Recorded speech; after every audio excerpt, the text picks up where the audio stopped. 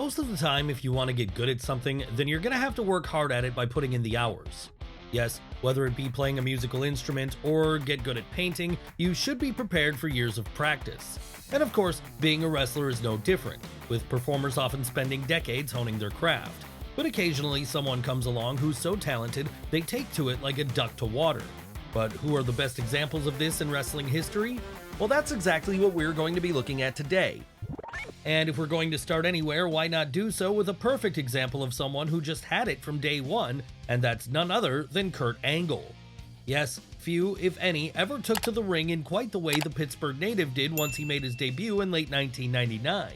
But then maybe that shouldn't come as too much of a surprise, because prior to this he'd won a gold medal in amateur wrestling at the 1996 Olympic Games. Still, even with this pedigree behind him, it wasn't always a guarantee Kurt would be a success inside the squared circle too. And that's because the two sports are actually pretty different in their nature. That said, he quickly proved to be a natural at the predetermined side of the industry as well, with this becoming apparent in the blowaway matches he had against the likes of Chris Benoit, Chris Jericho, and Eddie Guerrero in early 2000. Hell, by the time the year was out, his talents would be so undeniable that the company was forced to make him world champion, a feat which capped off arguably the greatest rookie year of all time. And after that, he only continued to get better as time went on, with him becoming a 4-time WWE champion and 1-time WCW champion by the time his run in New York was over. Then, as if this wasn't enough, he'd have a whole second career in TNA where he there pretty much served as the ace of the promotion as their 6-time world champion too. Honestly, ask most performers who the best person they've ever wrestled is, and if they were lucky enough to step in the ring with Kurt Angle, they likely will say him. It doesn't matter if it's Steve Austin, Rey Mysterio, or Samoa Joe, they'll all agree. So really, it's hard to argue against Kurt being the most naturally gifted wrestler to ever do it. After all, let's not forget he did all of this in less than 2 decades, a time scale which might seem lengthy to some, but which is nothing to an in-ring performer.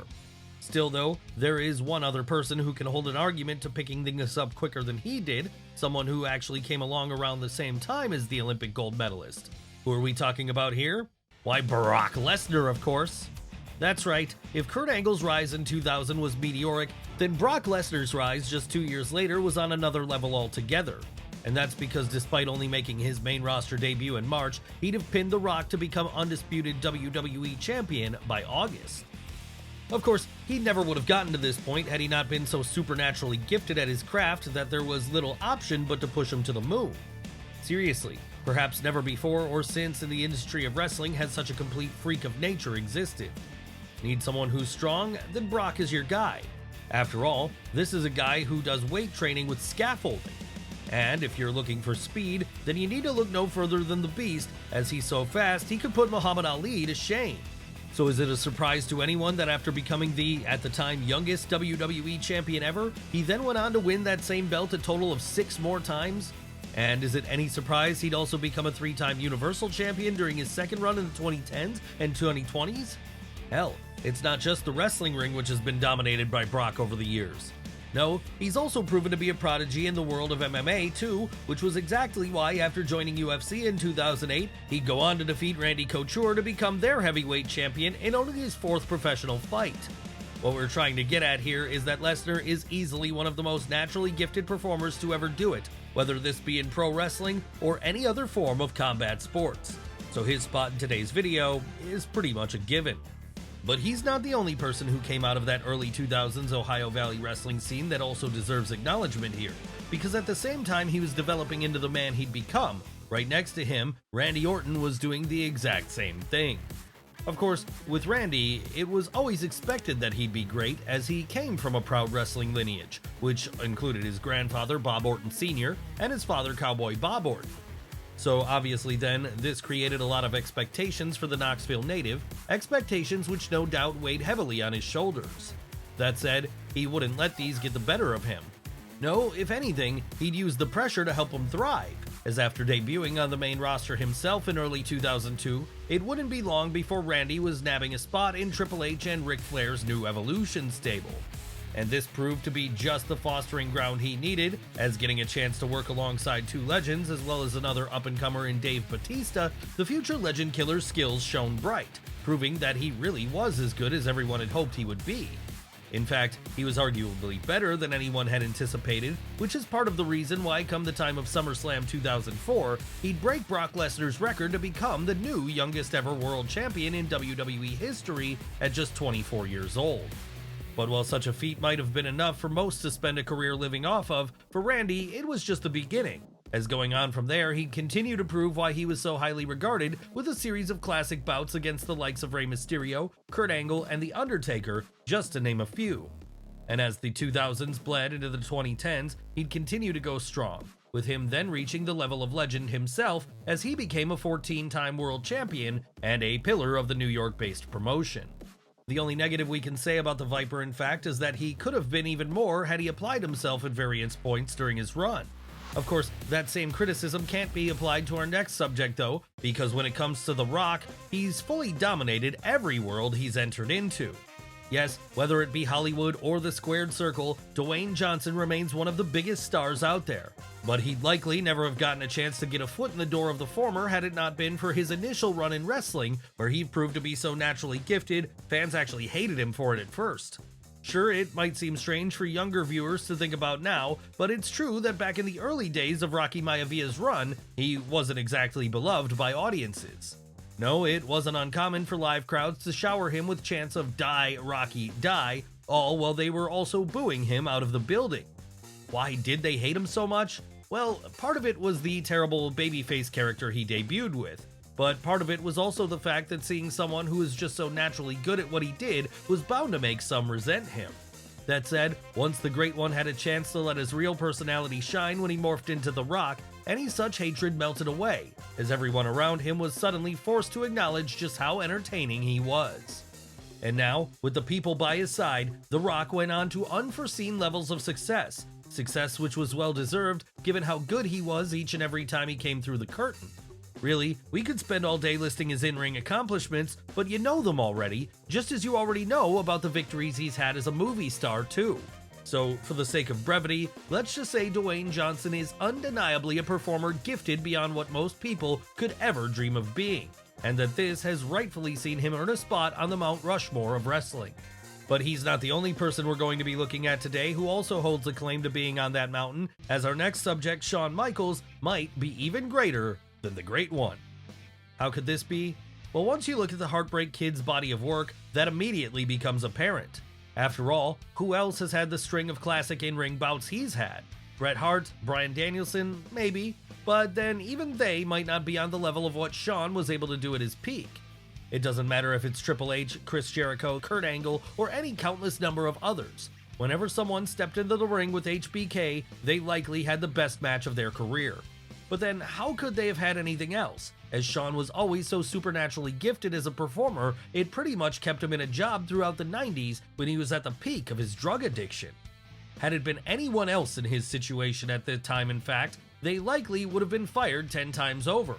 Luckily for Shawn though, there was no one who could replace him, which is why he continually got called upon to carry the ball, even if he was impossible to work with. Of course, once he returned from retirement in the 2000s, things had changed, and now the Texas native was by all accounts a very different person, someone who was just as professional behind the scenes as he was inside the ring. And that led to a whole second career where he developed into a performer who was arguably better than he was the first time round, so good in fact that his string of WrestleMania matches alone during this period are enough to earn him a Hall of Fame inclusion. Yes, few people have had the luxury of undergoing two completely separate legendary runs, but then few people are as good as Shawn Michaels is. And if we're being honest, he probably could have gone on a little bit longer if he chose to do so by putting on a whole other set of classics inside the ring. But in the end, Shawn chose to call it a day while he was still at his peak, if we ignore his one-time return at Crown Jewel, that is. However, one thing we won't ignore is another WWE event that took place in Saudi Arabia, where our next subject won a tournament there to be crowned the best in the world despite only being a last-minute substitute. Who are we talking about this time? Who else but Shane McMahon. Yeah, it was pretty early on into his career that the boss's son discovered he had a natural aptitude for being a wrestler. Sure, he was never Seth Rollins or AJ Styles, but for someone who didn't train as an in-ring performer and who was always seen as a rich kid with little in the way of responsibilities, once he started having matches at the turn of the millennium, he blew people away with what he was able to do. Need any evidence of his talents? Just look at the showdowns he's had against the likes of Kurt Angle, Steve Blackman, and even his own father Vince during the heights of the Attitude Era. Sure, some might argue that he was more of a stuntman than anything else, but then people also said the same thing about Mick Foley, and no one's going to doubt his credentials as a legend today. No, the reality is that Shane O'Mac was and is an incredibly talented athlete who's been able to use his skills to put on some truly entertaining wrestling performances over the years. And it's not just his in-ring skills where he's shown either, it's also in his character work where he's been able to perfectly portray both the Weasley heel and the valiant babyface, depending on what the situation calls for. And in truth, this is just as important a factor in being a successful wrestler as, let's not forget, what these people do is basically theater. So sometimes having technical in-ring skills just isn't enough. Hell, sometimes it's not even the biggest thing that a talent can have in their arsenal to get them over the top when it comes to WWE specifically, something which is very evident in the career of The Miz. Yes, while he may not be maestro when it comes to putting on mat classics, the former two-time WWE champion's best skills never really lay there anyway. No, his talents were always more as a great entertainer on the mic instead, something which he is a true natural at. That's right, after almost 20 years in the WWE, The Miz has become the poster boy for sports entertainment in its purest form at this point. Need someone who can be slotted into a mid-card program with just about anyone on the roster at will and lose without being hurt in the long run? Then The Miz is your guy. Alternatively, need someone who can be a main event player and even headline WrestleMania with John Cena? Then you need look no further. And that's just his in-ring work. How about all the killer promos he's had over the years too, as well as the numerous memorable segments he's been a part of? Then, once the show is over and it's time to go do some community work, Mike is always available to represent the company as an ambassador, whether this be in media interviews, Make-A-Wish visits, or just plain autograph signings. Basically, he's the guy who carries the hatred of fans by doing the things required to keep the wheels of WWE turning, even if he gets little respect for it. Really, it's a task that most wrestlers just couldn't pull off. But when it comes to The Miz, he's always shouldered responsibility, which is exactly why he continues to be employed to this day. And, if we're being honest, it's not as if his in-ring skills haven't improved over the years too. That said, even as he's gotten much better in this respect, it's always going to be his work as a broader entertainer which makes him stand out, just as it was his work as an entertainer on the likes of Vine and YouTube which first made our next subject stand out, and that's none other than Logan Paul. Yeah, we know it could be a hard prospect to stomach given how dislikable he can be, but we can't deny the natural talents he's already shown as a wrestler in such a short space of time. Really, you could argue at this point he's already the best celebrity-turned-wrestler to ever do it, and that this has been evident ever since his first bout at WrestleMania 38 in 2022 when he teamed up with The Miz to take on Rey Mysterio and Dominic Mysterio. And if you weren't wowed by what he did as a tag team act, who was given a chance to take a breather and let his partner pick up the slack for a while here, then you certainly were when he began getting involved in singles action soon thereafter by defeating The Miz at SummerSlam later that same year. Of course, even this was only the start of the Ohio native showing what he could do between the ropes, as since then, he's gone on to have even better showdowns against the likes of Roman Reigns, Seth Rollins, and Ricochet. And with him just recently having signed a multi-year deal with WWE, we've no doubt there are many more similar to these yet to come. Maybe we'll even get to see him take a different direction in the future by having an old NWA-style battle against Cody Rhodes. And once he's done with that, there's also the possibility he could form that ever-elusive world's most hated tag team with Dirty Dom himself. Whatever happens, it looks like Logan Paul is in it for the long haul, and many people who can't stand the sight of him are going to have to deal with this somehow. But then given the fact it shouldn't be long before Sol RUCA gets to the next level and joins the main roster herself, such a pill might be a little easier to swallow if fans can at least watch her on the same show. Now, some of you aren't regular NXT viewers and may not be as familiar with Sol RUCA, as she's still a relative newcomer to the whole industry. That said, in the short time since her debut in 2022, she's already proven to be something of a prodigy in the ring, a person who can go with the best of them despite her relative inexperience. Unfortunately though, as it stands at the time of this video's recording, any momentum the California native has been able to build up has been stalled temporarily on account of an ACL injury putting her on the shelf.